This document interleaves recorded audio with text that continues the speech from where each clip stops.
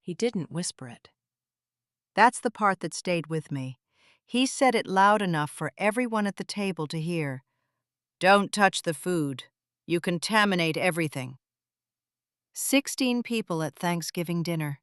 My parents, his sister, our friends, the neighbors, and the turkey. Golden, perfectly glazed, sitting in the center like a witness. I froze mid-reach, my hand hovering over the serving spoon. "Excuse me?" I asked lightly, like maybe I'd misheard, but I hadn't. Daniel leaned back in his chair, smirking slightly. "You know how you are," he said casually. "You're careless. Just let me handle it." Careless. Contaminate. The words landed harder than he realized, or maybe exactly as hard as he intended. People laughed. Not big laughs, awkward ones. The kind you give when you don't know whether something is a joke or not. I slowly pulled my hand back. "Of course," I said, smile steady, voice even. Because humiliation doesn't look dramatic. It looks controlled. This wasn't new. Daniel had a way of correcting me publicly. Tiny cuts. "Oh, honey, that's not how that works. Let me explain it properly." She means well. Always framed like concern. Always delivered like correction. But "you contaminate everything" was new. That one felt different, personal, intentional. Dinner continued, wine poured, conversations resumed, but I noticed something. Daniel refused to let anyone else carve the turkey. He guarded it, watched it, adjusted the serving plate himself, like it mattered, like something about that bird was sacred or dangerous. Later that night, after everyone left, I stood alone in the kitchen. The house finally quiet, the dishes stacked, the smell of rosemary and roasted skin lingering in the air. Daniel walked in, loosening his tie. "You embarrass me tonight," he said. I blinked. "I embarrassed you?" "Don't play dumb," he replied. "You get emotional. You make things weird." Emotional. Another convenient word. "I reached for a spoon," I said calmly. "And I asked you not to," he shot back. Like it was reasonable. Like I was a problem. He poured himself a drink, didn't offer me one. "You wouldn't understand," he muttered. Understand what? I didn't ask. Because suddenly something clicked in my head. Istanbul. The business trip, 3 months ago. The trip he came back from. Different.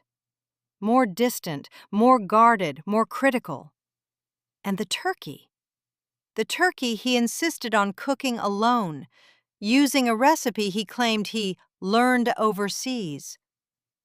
That night, while he slept, I opened his laptop. I'd never done that before, not in 12 years of marriage. Trust isn't naive. It's a decision, but sometimes you reevaluate decisions. His email was still open, and there it was, subject line, "Can't wait to taste it again." Sent from a name I didn't recognize. Layla. Istanbul. Attached was a photo, not of food, of Daniel, in a small kitchen, shirt sleeves rolled up, smiling in a way I hadn't seen in years. Behind him, a woman's reflection in the oven glass, watching him, intimately. I scrolled further, more emails, more photos, more business meetings that looked suspiciously like private dinners. And then I found it. The message that made my stomach drop. "I wish you could bring a piece of Istanbul home with you." His reply? "I will." The next morning, Daniel acted normal. Coffee, news, routine. "Leftover turkey for lunch?" he asked casually. I smiled. Of course. Because now I understood something he didn't. When he said, I contaminate everything, he wasn't talking about germs. He was projecting. And the turkey? The turkey wasn't just dinner, it was evidence.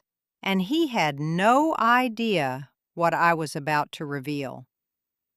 I didn't confront him, not right away. That's the thing about betrayal. You don't explode, you observe.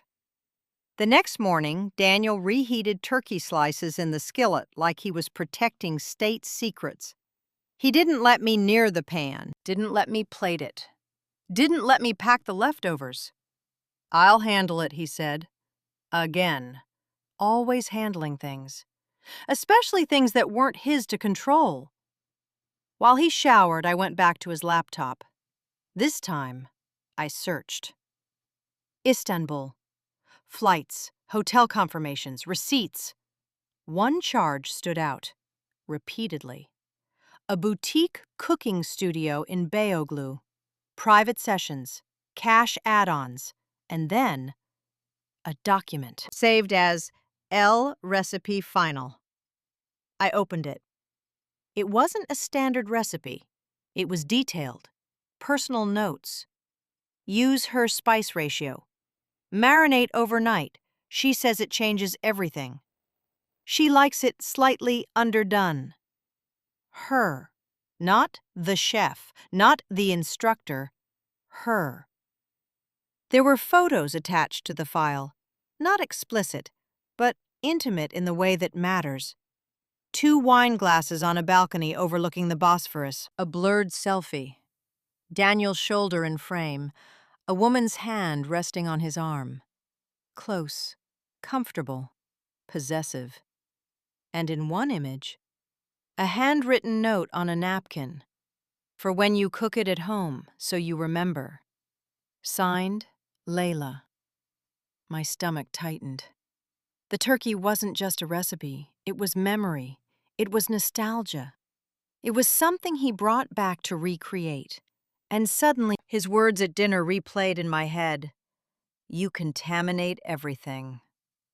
He didn't want me touching the turkey because it wasn't ours. It was theirs. That night, I did something I'd never done before. I messaged her. Layla. Her email was right there. I kept it simple. Did you teach my husband how to cook turkey in Istanbul? I didn't expect a response, but I got one, an hour later. Yes. Is this Daniel's wife? No denial, no confusion, just confirmation.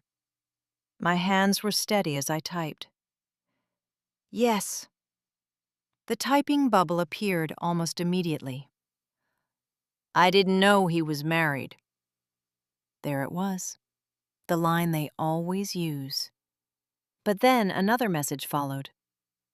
He said you were separated. Separated. Interesting. Because last I checked, we were hosting Thanksgiving together. My chest felt hollow. But not shocked. Not anymore. Because when someone accuses you loudly, it's often because they're hiding something louder. I stared at her next message. He said you don't cook anymore, that you don't like hosting, that he misses feeling appreciated. Appreciated? I almost laughed. I worked full-time, managed the house, scheduled his appointments, remembered birthdays, planned holidays. But appreciation? That was apparently measured in spices. Then Layla sent one more message. A photo. Not recent. 3 months old.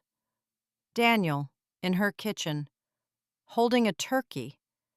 Same herbs, same glaze, same presentation as the one on my Thanksgiving table. Only in this version, he was smiling. Genuine, unfiltered, alive. And she was behind him, hands on his waist, close enough that you didn't need imagination. That's when something shifted inside me. Not heartbreak, not rage, clarity. He hadn't just cheated. He imported her, piece by piece, flavor by flavor, into my house, into my holiday, into my table, and then had the audacity to tell me I contaminate things. The next day, I invited everyone back, casually. Leftover dinner, I texted the group chat. Turkey sandwiches. Come by around 6. Daniel looked confused. Why? He asked. Because, I smiled. I think we should all taste Istanbul properly. He froze, just for a second. Don't start, he muttered. Oh, I was just getting started. Before guests arrived, I printed something. The emails, the photos, the receipt from the cooking studio, and Layla's last message. I hope you find someone who appreciates you properly. I placed the folder in the kitchen drawer, right next to the carving knife. Because tonight, I wasn't reaching for a spoon.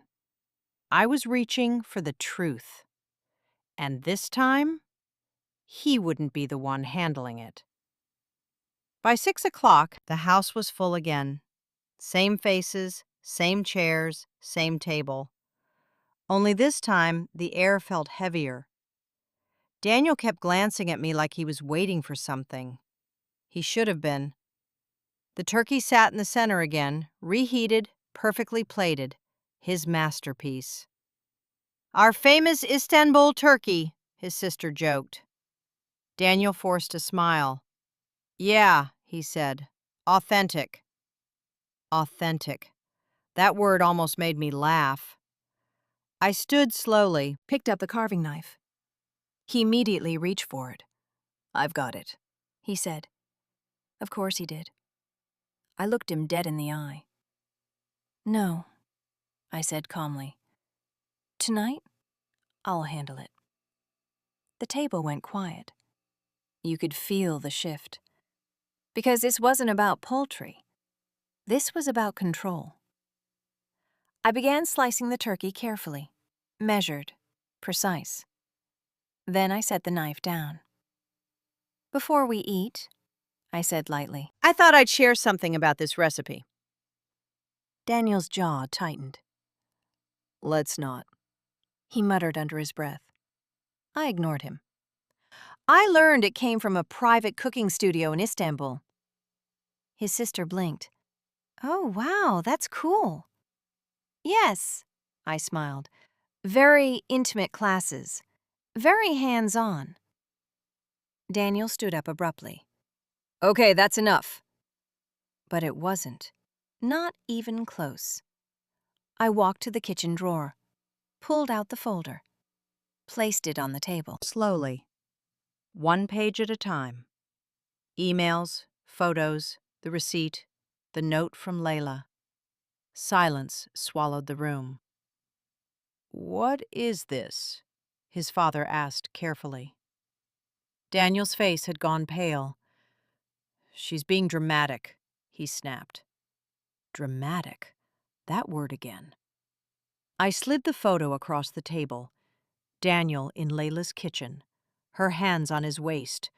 The same turkey, same glaze, same everything, except there.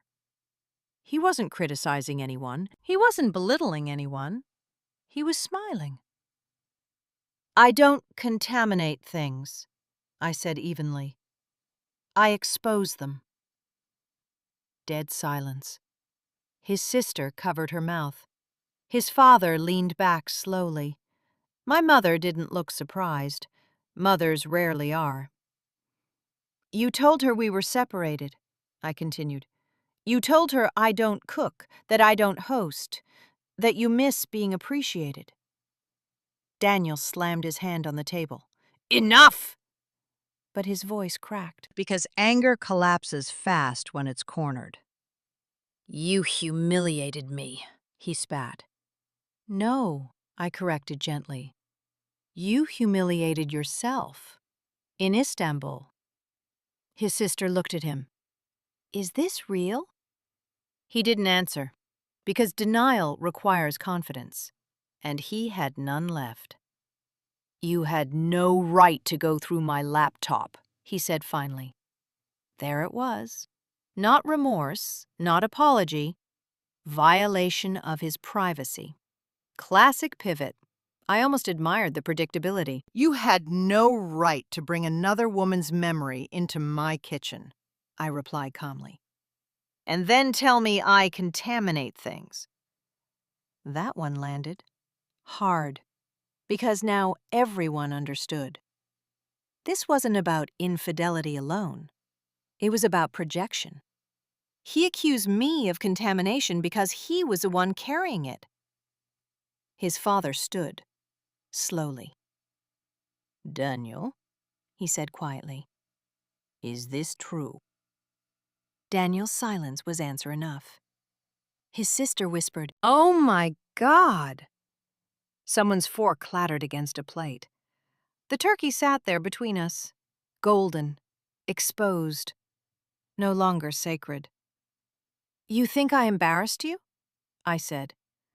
"You stood in this house, cooked another woman's recipe, and told me not to touch it." My voice never rose. It didn't need to. "You weren't protecting the food," I continued. "You were protecting the lie." Daniel grabbed his jacket. "I'm not doing this," he muttered, and walked out. Door slamming, engine starting. Gone. Just like that. For a man who loved control, he left fast. No one moved for a full minute. Then his sister quietly said, "I'm so sorry." Not because she had to, but because she saw it. The pattern. The subtle belittling. The way he chipped at me publicly to feel bigger privately. Dinner eventually resumed. Quiet, awkward, but honest. And for the first time in years, I wasn't shrinking. I wasn't smoothing things over. I wasn't managing his ego. I was simply present. 3 weeks later, he asked for space. I gave it to him permanently. Divorce papers were signed 6 months later. No dramatic custody battle, no screaming scenes, just paperwork. Precise, like carving a turkey. Layla sent me one final message. I left him too. That almost made me smile. Because men like Daniel don't change locations. They repeat patterns until someone refuses to absorb them. The house feels different now. Quieter, cleaner. Not because he's gone, but because the atmosphere is. No more small corrections. No more public digs. No more contamination accusations. I still cook. I still host. But now, when someone reaches for a spoon, I hand it to them. Because food was never the problem. Control was. And the only thing I revealed about Istanbul was the truth.